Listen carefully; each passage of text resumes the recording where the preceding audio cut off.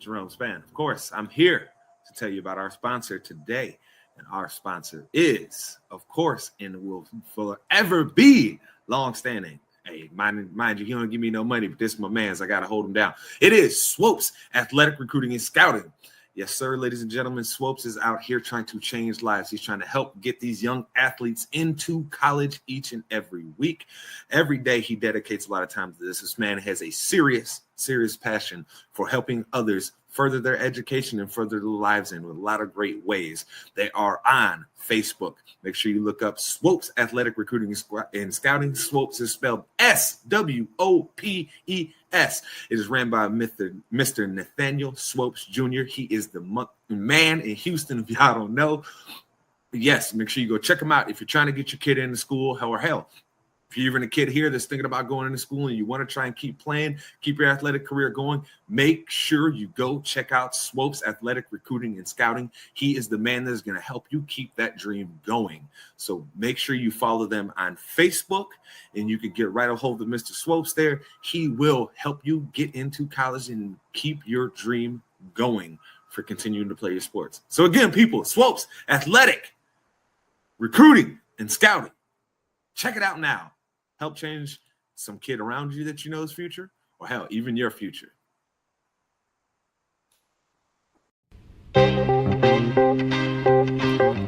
Yeah, Enigma in the house. My man J Span, Titan Studios. It's called From the Heart. Keeping it real is what all the song's about. Never selling your soul. Always staying true to yourself. Alright, yeah. Check it out. Money, cars, but we'll never get you far unless you gonna spit it from the heart. Yeah, money, cars, but we'll never get you far unless you gonna spit it from the start. Man, money, cars, but we'll never get you far unless you gonna spit it from the heart. Yeah, money. Welcome back to your favorite weekly sports show. That's right, ladies and gentlemen, it is ITC Sportsball, and I am your man Jerome Span. Of course, prettiest face on ITC. Don't you forget it, baby. And of course, we do have the regular sports ball crew here today, but we're just waiting on Mace to get here. My man woke up a little bit late. Nigga getting old. That baby making him old. T is making him old. Man, he ain't waking up to the alarm now. He getting old. But that being said, might as well get this intro thing rolling. And of course, we've got the originator of this whole ITC thing on here. Some of y'all know him as the Ace. Some of y'all know him as Pop Pop. If you get into his face, he will put you in your place. Ladies and gentlemen, he is that man, Terrell Campbell. What it do? Hey, ready to have a great show today. So, hey, let's get it popping, Jerome. We know what we doing. Yes. And of course, we might as well get this show started. Before we get things going, though, make sure you like, subscribe, rate us, reviews. If you only give us 4 stars instead of giving us 5 stars, I'm inclined to think that you are a hater. You don't want me to think that because I'm a really nice guy, and I'm going to call you out on your. That being said, last night was SummerSlam Night 1. T kicked off the night with, surprisingly, Roman and Jay versus I like to call them Seth's Goons. I don't like to give them respect yet to call them by their names, but Seth's Goons. And just call them Brian. Nah, man. Nah, you know what? No, that's LeBron. Okay, that's the only one to get called Brian. That is LeBron James. And that's okay? and that's LeBron James' favorite team. That's his favorite tag team, the Browns.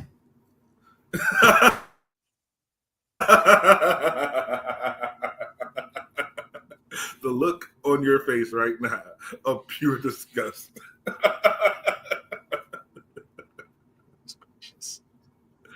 All right. Regardless, gotta ask you, T. Overall, the night I thought it was all right. I didn't think it was excellent. I wouldn't call it if I had to give it a grade, right, it'd be like a C+, right? It wasn't really a great night in my opinion. It felt like it was missing some juice, but we saw the matches happen. Who did the night hurt, T, and who did it help? If I had to pick someone it hurt, in all honesty, I would think it would hurt. I think it hurt Braun. I think it hurt Bronson Reed and Braun Breaker, because in a big time match like that, like especially if you're building these guys, especially if you're building Braun Breaker as the future and Bronson Reed as the future, then you have two guys who are going to, like you got to show them shining in those big moments. Yeah, you let them have a little, moment here on the, on the Monday Night Raw before SummerSlam, but then where do you go from there? And it just looks like, like I say, it was a couple miscues, but I think it hurt them a little bit more. But with what happened at the end of the night, it didn't hurt them as badly as it could have. Now, if you're asking me who it helped the most, I think it helped definitely Tiffany Stratton, because I don't think anybody went into her match against Jade Cargill thinking that she was going to retain that title. Like, I'm pretty sure everybody was just like, Jade's winning.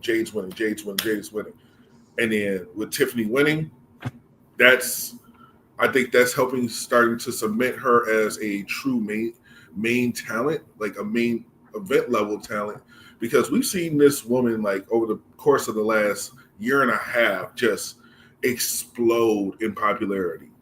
Like you say, you got to go back to not this past year, but the year before, Elimination Chamber. That woman was over, and she had only been on the main roster for like 2 months. And then you go to when she won Money in the Bank and when she cashed in. Like, this is somebody who, if you ask me who's going to be a top tier babyface, like somebody that the crowd's going to really get behind, she would not have been on my list. I thought she was going to be on that level, but as a heel. But this is somebody the crowd's getting behind, and every time she competes, it's like she's getting better. Like, and that's the thing. She's somebody who's not bad at all, but she is getting better every time we see her. And you can't deny that, her beating Charlotte at WrestleMania, and then Jade Cargill, who we all know when Jade got signed, had all the hype in the world. But I'll say it even so. If she would have beat Jade Cargill last year, I think that would have been a little bit more clout for her, because Jade was hot last year. Jade's been a little cool lately. Like she won Queen of the Ring, cool. But like, if you notice, like, she's not on everybody's lips like she was about a year ago. But I think Tiffany is the one who won out in the end, because I don't think anybody from night one really, like I say, really was a big time winner aside from Tiffany, because that's just cementing her as the future face of the women's division. And she's 24 years old. Let's just remember that. She's 24, been wrestling 4 years, and she's this good. Do you realize that there are people, men, women, that have been wrestling like twice that amount, 3 times that amount, that don't hit their stride for at least another 2 years? And this woman is 4 years in, and she has been competing on a high level. You can't deny this woman. This is somebody who, if she maintains the course and they give her good stories that don't always revolve around the title, I see her being definitively, like, say, the face of the women's division. I'd say for the next 10 years. The next 10 years. And then eventually she got to pass the torch off to somebody. Who it is, don't know. But let's say, but you got a lot of young talent in NXT that when they come up, she's going to be able to work with them for a while. Like, there's one person in NXT I would love to see her work with, but I need that person to kind of get their game up a little bit more before I'll definitively say those two are going to be the two that are going to be the main chief rivals for their era. I think you made some fair points there about Tiffany Stratton. I think they are positioning her most definitely in a way to build her up and to make her a very big face. Overall, for me, if I had to ask who it helped, I honestly, in the card last night, the only person that I really felt got help was Seth Rollins. I thought they played that brilliantly. It ended up being, a very good some of us saw it coming, right? Where it was like Seth is never going to let the man shine. And I especially got real suspicious over this last week when no report about what the actual damage of Seth's knee was. That's when they started getting real suspicious to me. So I think he was the big winner of the night. As far as who it hurt, honestly, for me, it was Raquel and goodness gracious, how her name just slipped my mind. Roxanne, thank you. I understand why they gave the belts to Charlotte and to just to keep this whole story going with them, right? With the no friends thing. I get it. But it also makes Raquel look kind of weak because it's like, yo, they should have been able to take them out. She's been basically able to take out everybody else. Then now all of a sudden you can't take out these two. And I'm sorry, you know how I feel about Alexa Bliss. I got no beef with her, but dog, it doesn't look like if she hits anybody, it would hurt. It looks like they might be like, was that a mosquito? And you expected me to, this is where a big issue of mine came in last night, T.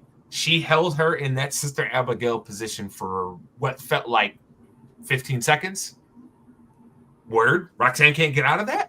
She just lays there. She becomes just, I can't move. Come on, man. So I thought that was a bad look. Other than that, though, I don't think anybody really got hurt by last night. I do feel that the event was missing some juice. Maybe it was the crowd, right? Maybe because the crowd didn't really feel juice to me. Did they feel juice to you? You know what? There were a couple times when I sensed that the crowd wasn't really there. Like even like the match you were talking about, Roxanne and Raquel versus Charlotte and Alexa. There was one point in time where Alexa's just like, come on. I'm like, hold on. You're talking about the women's tag team that it's the most over women's tag team right now with Charlotte and Alexa, and people aren't amped for this. Like, everybody's been really enjoying the dynamic between the two, and y'all aren't amped for this. It kind of makes you wonder, like, what's going on here? But at the same token, you can't, like say, like they just seem like they were, and that's the thing. Like, if this was back in the days when, like, you remember WrestleMania 35, how long that one was, and the crowd was just dying. I mean, the WrestleMania 40 that you went to in Philly, like night one, crowd was dead, but it was also really cold. That's why it was dead there. I'm gonna tell you, everybody in that stadium was frozen. Yeah, but like I say, but that's an excusable reason. Like, we are chilly. We are, like I say, we don't want to do too much because we ain't trying to spend too much energy. But I don't know what was going on with the crowd last night. But I have a feeling that tonight the crowd's going to be a little bit more juiced, because I think after the finish of night one, I think the crowd's coming in to night two with a lot more, going on, because we all know, like I say, the match that's kicking off night two, and that's going to be the triple threat with Naomi, Io Sky, and Rhea. So we know the crowd's going to be up for that match. Like, and I'm sorry, if I'm in that crowd, I'm going to have some earplugs in right as Rhea's about to come out, because, dear Lord, if you've been watching, like, and you're hearing the reactions that woman is getting from the first second of, this is my, they don't even got to say brutality. I just want to say that sounds like a real old nigga statement that you just made, talking about, I got to get some earplugs. Well, I'm not trying to go deaf I'm just saying, bro. Hey, look, I didn't went to see Metallica live. I done went to WrestleMania. I done been to WWE, all types of WWE events. When you ever heard me talking about some earplugs? I ain't never heard you talk about earplugs. Yeah, you sound real old, brother. I mean, and you want to bring up, you saw Metallica. Yeah, you saw Metallica, all right. You saw it on my birthday. Didn't even ask me if I wanted to go. But we ain't going to dwell on that. Nigga, do you know how much Metallica tickets cost? Yeah. And it would have been a nice birthday present. I'm just saying. Nigga, do you know how much Metallica tickets cost? I looked at the ticket prices. Now you know what I'm gonna do? I'm gonna have Lou send you how much we paid you for 2 tickets. Paid for 2 tickets. You're gonna be like, oh, okay, never mind. Yeah. Them tickets was not cheap, brother. Okay. I bet not. It was a Soldier Field. Nah, yes. you know I'm just messing with you anyway. Let's say, hey, folks watching, 25 years of friendship, okay? And it will be 25 in like 2-3 weeks. I don't know why you always have to keep reminding people of that. I like to present like I'm young. I do not know why you have to keep reminding people that we're old. I don't know why. Because I want them to know the history. The history. See, now we just added some youth into the screen. That's right, baby. I'm here. Let's go. Hold on. Yeah. Can we just acknowledge the fact that Mace didn't get the text to wear red today? Okay, he didn't get the red shirt text. If I would have known you was gonna wear red today, I would have thrown on a different color. I'm not even gonna lie. I'm not even gonna lie. I just grabbed what I thought would be a cool and soft shirt to wear, and that's it. Because honestly, I was sitting around in a tank top today. I wouldn't. My background is red. Fair point. But Mace, now that you pulled in here, since after you got home, having to be on your daddy time, who do you feel like SummerSlam Night 1 helped and maybe hurt a little bit there? It hurt Jade and Tiffany for sure. They had like a fucking 7-minute match. Let's just call it what it is. I would probably say it helped Crazy enough. I think it helped Punk a little bit. I know Seth cashed in on him, but I think this now brings Punk back into a storyline that can best utilize him as a talent. Because now he's essentially a part of that whole Braun Paul Heyman situation there, because I mean Seth is technically running the show there, so it makes sense that to bring CM Punk into that fold just because he's him and Gunther really didn't. I don't. That wasn't longevity, right? That was like, we got to get a title on my boy and keep it pushing. That's not like longevity. Like, that's not something that you let CM Punk just have a continuous feud with. Like, so yeah, I say it helped him the most because, in my opinion, I felt like him going after Gunther really just kind of felt like the WWE saying, let's put a title on him real quick instead of like giving him some real story to work with. So I'd say him. I will say I did forget one person that I felt did actually get help last night, and that was Sami Zayn. This is with Seth getting the belt, there is now a clear path for Sami Zayn to become the champion. A clear path. And I think that's where they're going to go. I hope we're done with this whole Karrion Kross mess. I never been a fan of him. I've appreciated what he's done over like the last, let's say, 6 months, like especially with his social media and stuff. I appreciate that stuff has been good. But when I watch him wrestle, it's the shits, boys. I have to say it. Like, it's just, oh my God, what am I watching when I see this guy wrestle? You can't even read it, T. I can see you were trying to figure out a way to say but it is. No. Because here's the thing, Jerome, and I'll be the first one to admit. At the time that, and this is going back years, okay?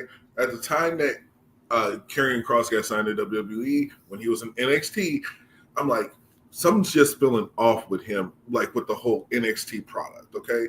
And it was the matches he was having, like I say, I'll never, crap on the guy. Like, he was doing good stuff down there, and like you said, over the last 6 months, he has just been, I don't know what switch turned, but he has just been great with social media. Like, his presence on screen has been amazing.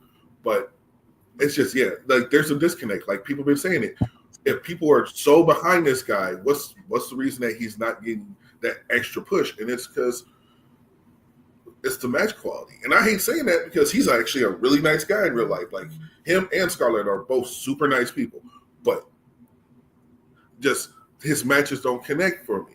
You know, like unless he has a real big story going on, the matches don't connect. And a lot of times he doesn't have that story. He doesn't have that story where you're just like, oh, I gotta watch this Karrion Kross match. Like I think this might be the first Karrion Kross match that we've had that we're just like, okay, this is the third match. We've had 3 of them.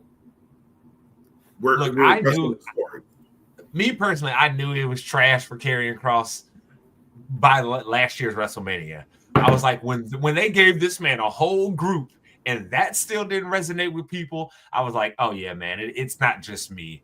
Your matches are crap. So I don't know if he can become better in the ring at this point because he's a little old. You know what I mean? He's a little long in the tooth at this point, but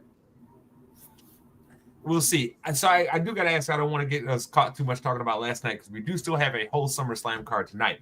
So I got to ask, gentlemen, tonight, starting with you here, Mace, what match are you looking forward to the most? And you cannot say Cena and Cody. You can't say that one. That was taken off because obviously everybody's looking forward to that, right? What are you looking forward to?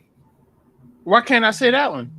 Because, nigga, that's a cop-out answer. That's too easy. I want you to actually have to think here. There is no thinking about this, brother. It's the triple threat women's title match, bro. Yeah, I'm slaying, baby. I was like, do we have to think about this? Let's not make this too difficult, man. Let's not make this too difficult. Let's not think about this too hard, bro. Yeah, I'm slaying. I like it. I'm with you. Steve, which match are you looking forward to the most tonight? I say, as much as I love yams, I love high-paced action with a little bit of danger, so I'm going to go to TLC match for the tag titles. Okay.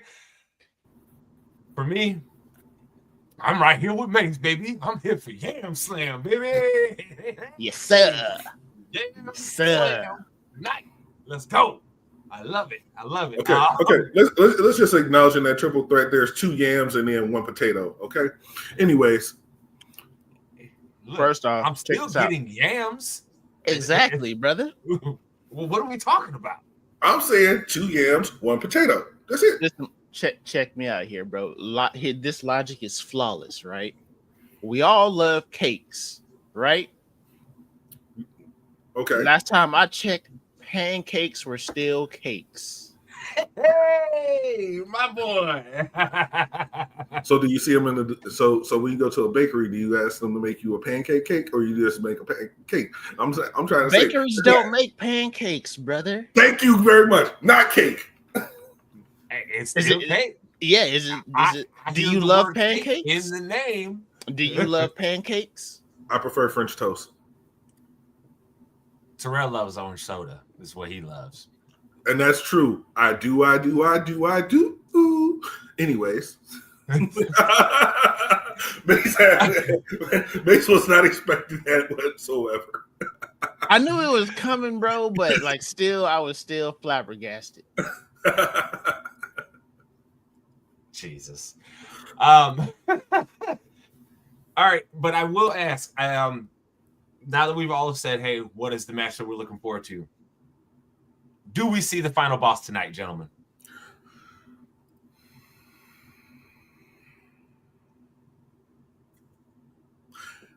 I know that got you thinking, right? It's like it's a hard one because there's a good chance you could, and there's also a really good chance that you don't. You know what? I don't think so. Because I think if he were to come, he would have to intervene in more than just one match, right? Mm-hmm. Like, what is his thoughts on the young bloodlines feuding right now? You know what I'm saying? Like, he don't need that. He's worried about having a champion that's gonna give him his soul. You heard what the final boss said. He said, I want your soul. And if you noticed, Cody's been wearing the watch that he gave him, and he's came up in the sunglasses a few times that the final boss is wearing. All I know is I totally feel a double turn coming tonight, baby. I feel it.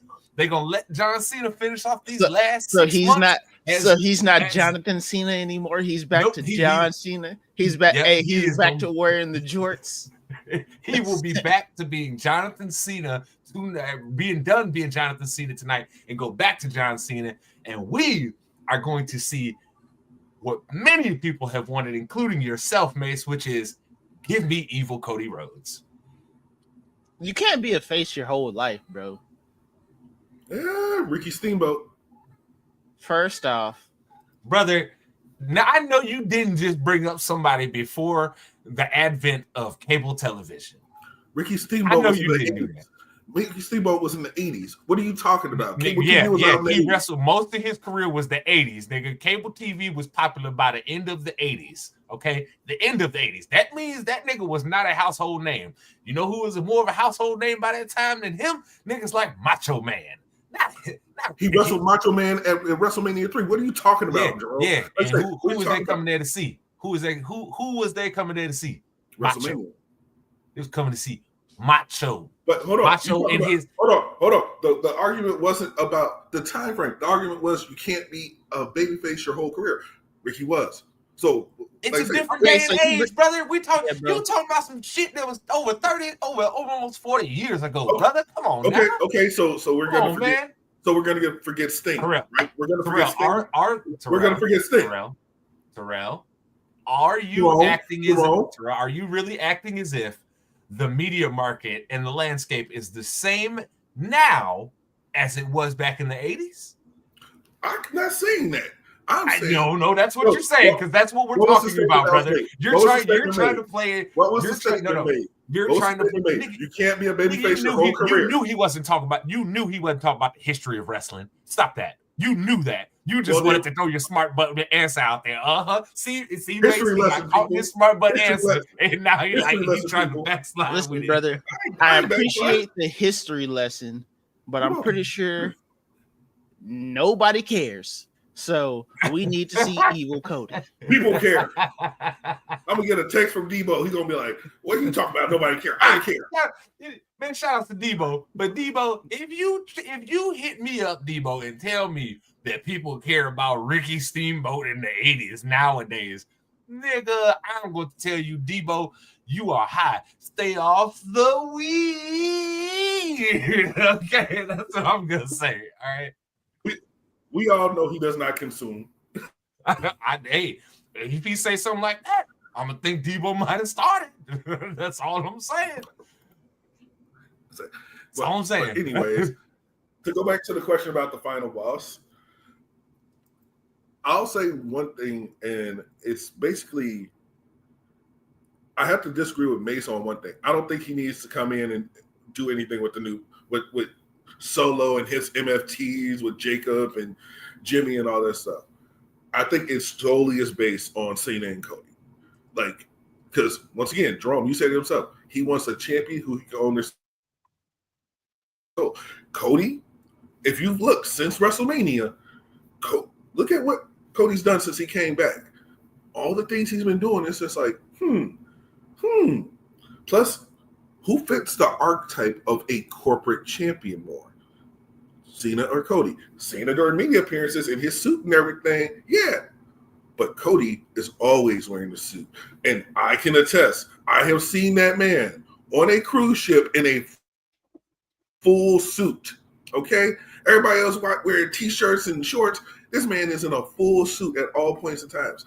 This is, if you're going to look at it, Cody Rhodes going heel, being a corporate champion, it might be the best thing for him. No, Cody Rhodes was on ESPN not too long ago talking about if he were to go heel, it would be some of the most grimy stuff you would ever seen as a heel. Oh yes. Oh God. If you feel it coming. If you ever, like, say, because I know y'all didn't consume a lot of this stuff, but his Ring of Honor run when he left WWE, he was his New Japan run. Oh, he was reprehensible. He just was somebody. I'm like, oh God, I want to hate you, but God, well, you could hate him. You could hate Cody back at that time because he was a smug, arrogant ass. And just imagine what he could do with a broader. Hey, shout out to our boy Phil over there. Shout out to you, Phil. We appreciate you tuning in, brother. Hey, he ain't lying, dog. This is exactly what Terrell's saying. Cody Rhodes is so fun when he's being a piece of garbage, right? Like it is so much fun, heel Cody. I'll be honest, when I went back and I watched all that stuff, right, as they were building up to AEW's first big show when Cody was still there, that was what really made me get on board when Cody was like, oh, seeing him as a heel, it was like, ooh, so you do got some range here. You can be real grimy. I like this. like I say, New Japan. When the whole thing with him and Kenny was going on, and he was just like, Bullet Club is fine. We could all see it wasn't fine, but Cody was just doing all this stuff behind the scenes. And, you wanted to hate that man so much. And it was just like, man.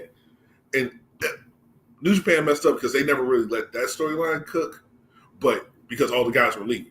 But yeah, it's like I say, heel Cody is something that we would be watching for and we'd enjoy it, But the problem is, as they say with today, you too good of a heel, then they want to turn your baby face again.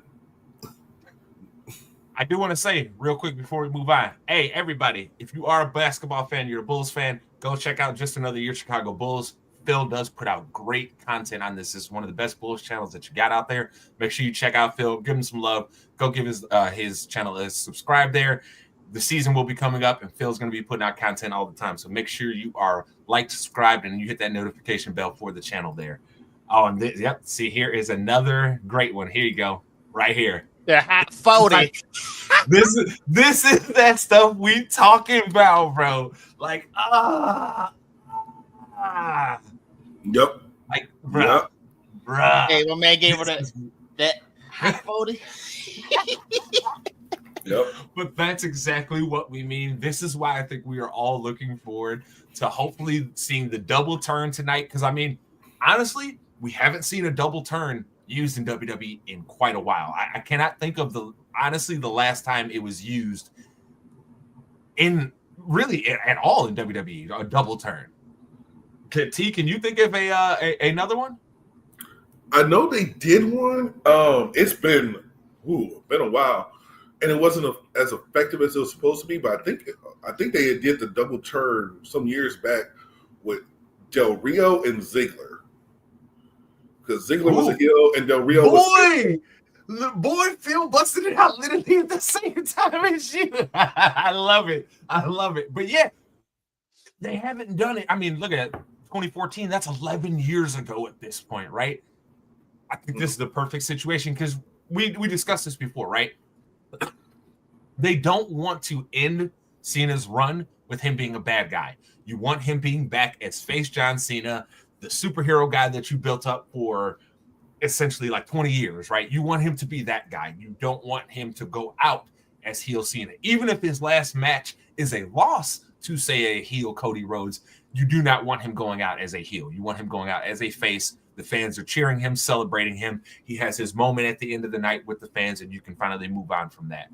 But yeah, I think that is God, please WWE give me this double turn tonight. That would be so excellent, dog. It would be so excellent. Oh man. And plus, it got me over here thinking about it. Let's also think about it like this. Look at the way, and this is going to be really one of those like aesthetic things. Even the way Cody smiles sometimes, you're just like, oh, you are arrogant. Oh, you are smug. Like that is just a heel. And just want to say, we do appreciate you, Phil. Much appreciated. It's only speaking the truth, brother. Only speaking the truth there. He also does wrestling content. Phil's also a good wrestling guy. So a lot of live events. If we're not doing something live, make sure you go check out Phil and his wrestling content. It is excellent. They do majority of these events live. We're old now, so we can't do it as much. Well, some of us are old. I know Mace will turn around and tell us, "Oh, what you talking about? I'm not old. I'm young." Hey, bro. According to the nigga age groups, I'm still big bro. Y'all unk. I'm cool being Okay. I'm cool Okay. being Hey, Okay, I'm I'm still at a lower tier. I just want to say that's not what your beard's saying with that salt and pepper starting to come in. I ain't got no salt yet, brothers. Hey man, we still pepper. Hey, I see a couple spots where it's starting to lighten up a little bit, brother. That's because my ring light. You let's say you gonna get that seasoning real quick. They're like, hey man, that's just my ring light illuminating my youth is being exuberant. Hey, he's not wrong. Uncle Phil is goated. So see what I mean? Sometimes it's good to be an uncle. Sometimes it's good to be uncle. Mace, how you like that? Yep. Now, like I said, bro, I'm just on a lower tier of my age of life right now. So y'all up here as unk, I'm still down here as big bro. Yeah, and guess what? Pretty soon you're gonna be closing the gap to that unk status. That's okay though, but right now, as of right now, I'm still big bro. But let's like 6 months. Hey, we'll talk about it. We'll talk about it off air too. But wait.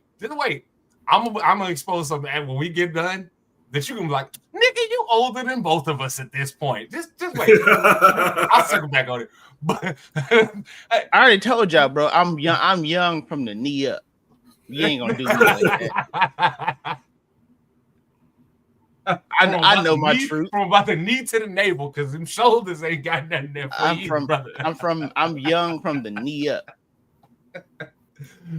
But all that being said, right? Hulk Hogan passed away. We saw a lot of people's reactions. My question for you guys is, I saw it was clearly two schools of thought on this, right? Either you were out here celebrating him, or you were out here like myself saying, F Hulk Hogan, he's a racist. Why am I going to celebrate a racist? I don't do that. That's not what we do. I don't care that you gave me Hulkamania and all this stuff beforehand. You know what I care about? That you are a racist, an openly admitted racist, not like somebody's making accusations. No, the words came straight out of your mouth in private, which means we know it's the truth, nigga. So no. Hulk Hogan can F himself. So how do you guys feel? Do you feel that the reaction was fair? Because I know ain't neither of y'all celebrating Hulk Hogan, but you know sometimes I go a little ham, so I gotta ask: Am I being too hard? So I don't think I am. So I've seen both sides of this. I've seen the people who are like, "Oh, Hulk Hogan, like you were my inspiration, you were blah blah blah," and then I've seen the rest in piss Hulk Hogan's. You know what I'm saying? Like I've seen both sides of it, and in most cases, the people that really didn't dive deep into who Hulk Hogan was outside of the character that he played on TV. Swole. Yeah. Prime example. I think they maybe want to retract their outward support for Hulk Hogan after they found out about him, but it's too late at that point. Because social media, they ripping you apart. But anyways, it's fair. It's very fair. Because his own family don't even mess with him like that. His daughter don't even mess with him like that. And she said, I'm gonna wash my hands of this. Y'all got it. Yeah, bro. It's very fair. Like literally was like, you got too many snakes around you. Y'all got it. Y'all fight it out, brother. I'm good. I mean, maybe I'm a little biased in looking at these as a black dude, knowing his N-word tirades that he's been on. But I think it's very fair. You deserve it, bro. I don't care. And let me add this. I didn't forget what he did in this last year, where he could have been trying to get people to forgive him. Instead, he hopped on a certain train where he was out there drinking the Kool-Aid, saying a racist message again. So my personal opinion, hey, Hulk Hogan, 2 of these, brother. Hope you rest in pits. See how you feeling. All right, I'm gonna go on a bit of a diatribe, okay? So forgive me. Do what you got to do, brother. I'll mute myself. 10 years. 10 years. And it came out, honestly, that it was 10 years after the date that we all found out that's when Hogan passed. Now, I'll never lie to anybody and say I wasn't a Hulkamaniac back in the day, okay? I was, like I say. It's one of those things where the reactions to his passing, as a black man, oh, trust me, I was not out celebrating him. As a wrestling fan, I was like, he is still an icon in the business. Hence my utmost silence on all social media platforms, because I needed to like really think of where I stood with everything. And it's basically the character of Hulk Hogan versus the human of Terry Bollea. And Terry Bollea was a horrible human being. Okay, let's just be honest. We found out 10 years ago Terry Bollea was not somebody who rocked with the right people. And I don't mean to say the right people, but he didn't rock with the, people.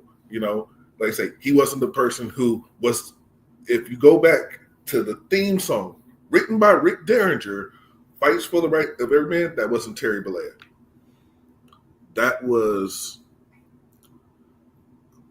It was almost a little bit heartbreaking when I heard that, because you thought, hey, I think we all thought at one point, like, say, yo, Hogan might be with the bros, you know what I'm saying? But then we found out that was the opposite. Everybody is entitled to have their reactions. And, and that's the thing. Like, there are 2 schools of thought. My school of thought is, if you're a racist, I have no sympathy for you, I say. But I'll never downplay the man's impact on the wrestling business. But character-wise, hey, Hulk Hogan, like I say, one of the top drawing characters of all time. Human being-wise, I could care less. You weren't going to get any tears from me about his passing, because I had a lot of people in my life hit me up. It's like, yo, did you hear this? Yo, did you hear that? Like, yeah. Like, I had, somebody talk to me this week about it. And I'm just like, I didn't lose any sleep over it, because this was somebody who didn't know the history. And when I educated them, I'm like, oh, and then you got to think, us coming from, let's say, us being black, we are going to have a difference of opinion on that, very much so. So here's the thing for me. I think the problem for a lot of people that are able to separate art from artist, it's easy for them. They're like, oh, that's not the person. I personally cannot do that, because you are still a representation of your art. You are still a part of that art. That's supposed to be a part of you. How many times do we watch WWE wrestlers say, my character is just me turned up to 100? So I cannot separate artist from art. This is just like with Kanye. I can't look back and say, oh, I love College Dropout and just listen to that stuff all the time, when he's out here actively being a Nazi. It doesn't work. I cannot turn off my brain in that way. And I'm glad for you out there that can turn off your brain in that way to just separate the two entirely. Me personally, I cannot. Every time I've heard the name Hulk Hogan over the last 10 years, all I can think of is his racism. All I can think of is how I know that man really feels about people that look like me and you guys. That's a problem. Because you guys both know I'm not hateful, hurtful. I listen to, I generally root for people to have good things happen. Even if I don't really like you, I don't root on nothing bad to happen to you, right? But this is, he showed us all. He doesn't give a shit about nobody.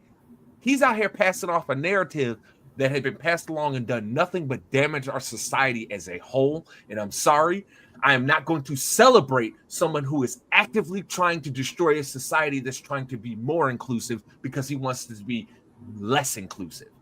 I'm sorry. You can go to hell. That's who you are. Or go to Arkansas where they got that all-white community. Hey, yeah, exactly. They got that. They got a community down in Arkansas. So many of y'all claim that's what you want. They got a spot for you in Arkansas. Go down there. They waiting on you. See how that work for you. A word on the street. Another one's supposed to pop up somewhere in Missouri, I think. So yeah, bro, y'all got options. And my thing is, again, I don't care if you're racist towards black people, white people, Asians, whatever. I don't play with racism. Once you're a racist, you're just a racist. There's no excusing that for me. There's no talking around that for me. And if you want to do that, fine. That's your prerogative. But me as a person, I take stances. I draw the line somewhere. And racism is most definitely one of those stances that I say, oh, where did you show us how you feel? It's just the way it is, man.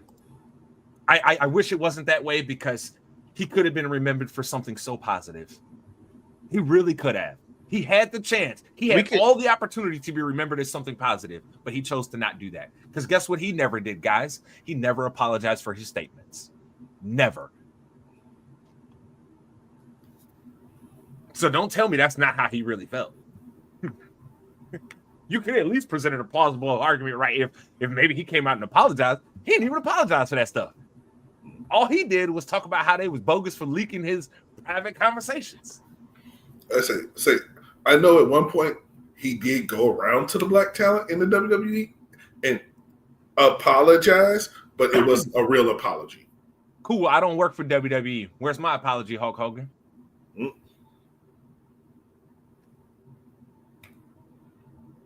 In the dirt.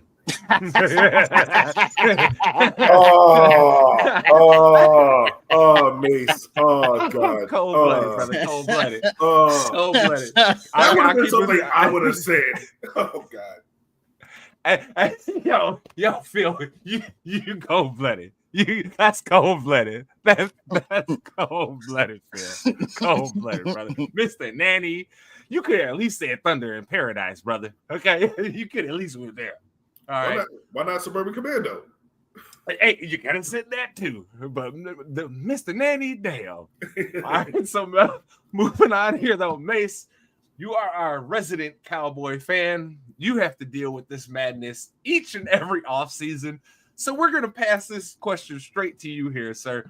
Micah Parsons over this last week has came out and requested a trade. For those that don't know, I'm paraphrasing essentially what his long statement was saying, but basically he's done dealing with the nonsense of games that Jerry wants to play in negotiations about only wanting to do it in private with him and Micah and not having the agent included and a lot of other things. So basically at this point, Micah Parsons has said, I'm tired of this song and dance. Get me the hell out of here. Should Cowboy fans be worried? Yes and no. Yes, because one player is standing up to Jerry Jones. So, and we already know Trayvon Diggs, he's also been very vocal about Jerry Jones's, Jerry and Stevens, their expectations and handling of players. I think this is gonna give, honestly, it sucks because like Dak, CD, they all had this opportunity to do the same thing, right? But Micah Parsons has been the one to do it. I don't think we should be worried that more players start that this becomes a theme in Dallas until Jerry and Steven decide to change their ways, which they won't. So we should be worried that this becomes a theme now that the superstar player starts telling Jerry, like, hey, bro, if you don't respect me or my agent, which they should. But at the same time, I'm not worried because contractually he can't go anywhere for the next 3 years. Now, let's be real here. He either has to sit out and get fined or he has to play under the franchise tag and his 5th-year option. So technically, we shouldn't be worried because contractually he can't go anywhere. But we should be worried that more players start calling Jerry out on his BS. And we know these old dudes do not like being called out on their BS. You know, they get their egos are way too big for that. This could backfire not for Micah Parsons, but for the next superstar that comes to Dallas. Because I mean, this is one of those unprecedented moments where superstars usually don't leave Dallas on their own accord, right? Like they're not trying to actively leave Dallas. Mm-hmm. They may start talking they mess once they finally do get out of Dallas, but they don't usually talk while they're there. They usually kind of wait till after them checks stop rolling in to start. I mean, Des Bryant is a perfect example of one who's the checks ain't coming in no more, so I can say what I want to about how Jerry was doing. But it's alarming, but at the same time, bro, I'm just riding the ride, dog. I just got my ticket to the show just like everybody else. Just want to bring this up here for you, Mace. I'm just saying, Michael Parsons would look real good in the Bears uniform, baby. That's all I know. Y'all don't have enough. Hey, we got enough, brother. What you mean? We got assets around here.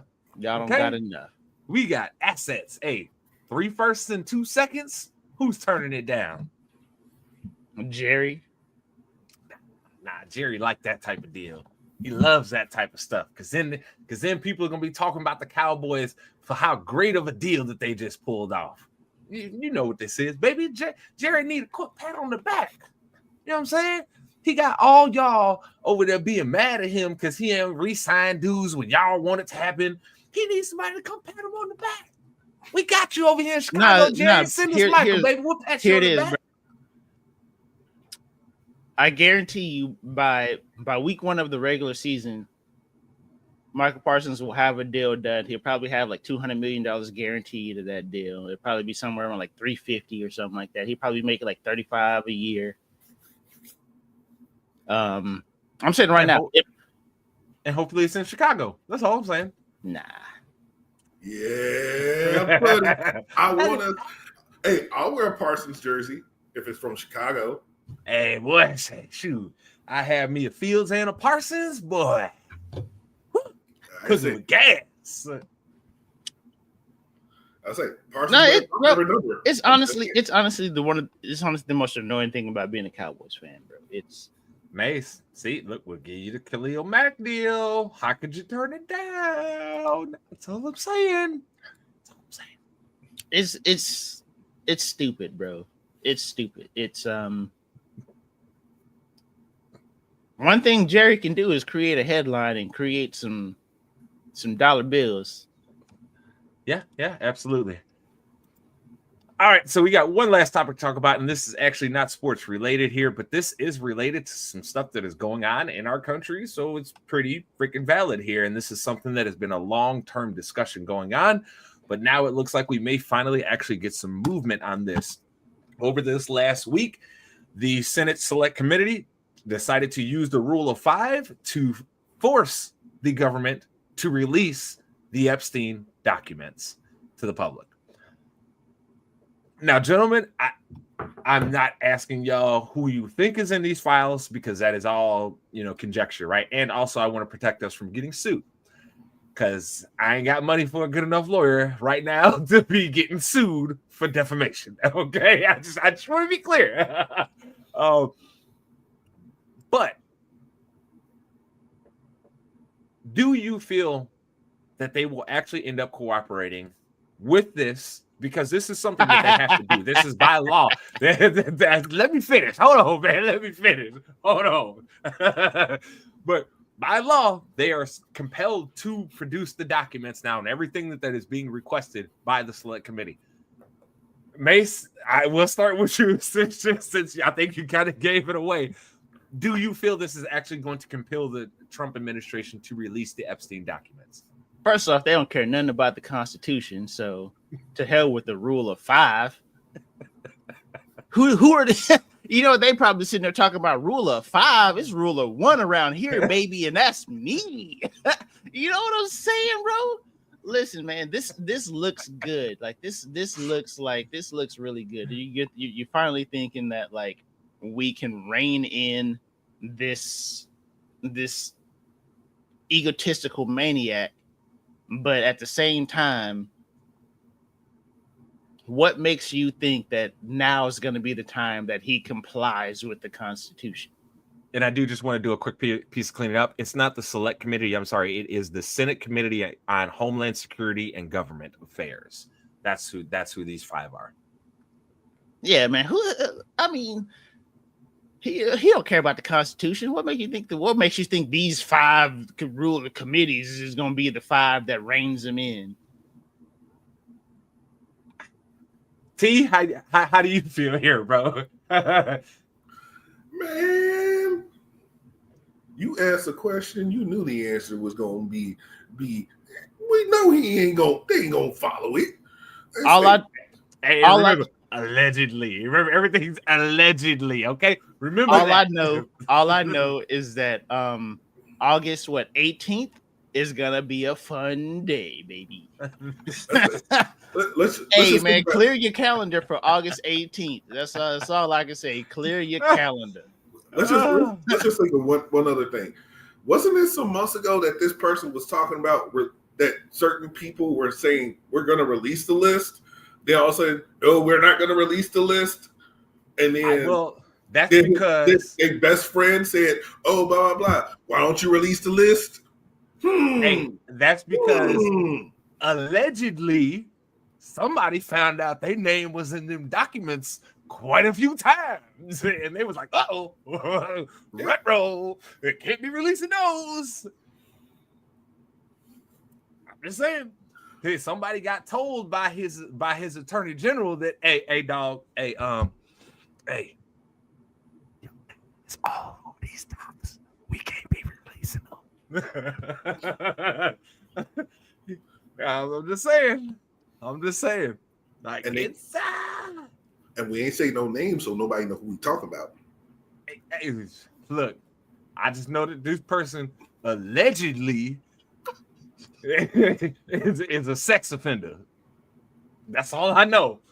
They may have been already convicted for some crimes that relate to that. Who knows?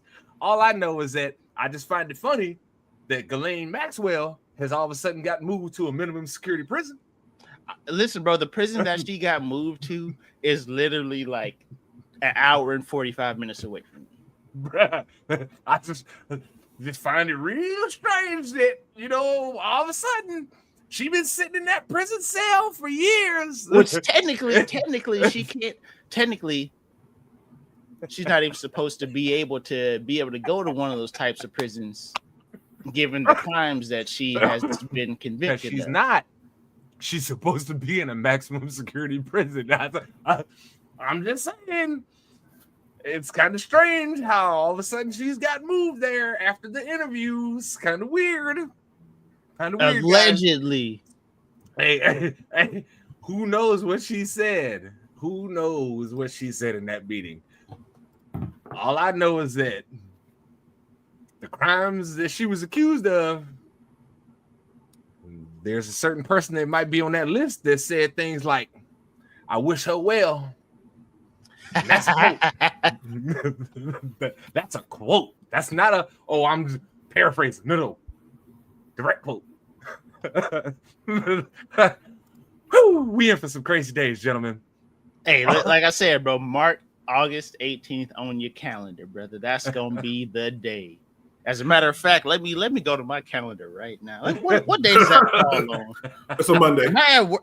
It's a Monday? I might have to take off work for that one, but that's all that being said. T, tell people where to find it.